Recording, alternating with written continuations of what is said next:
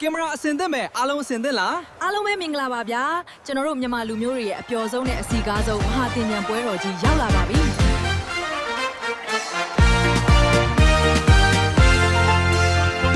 မြူးမြူးချွာချွာတီးလုံးလေးတွေကတစ်နှစ်မှတစ်ခါပဲပွင့်တာလှမလှတစ်နှစ်မှတစ်ခါပွင့်နေပြီးတော့ရလေးတွေကလည်းတင်ကြံရဲ့အလှကိုပိုပြီးတင့်တယ်သွားစေတာအမှန်ပါပဲ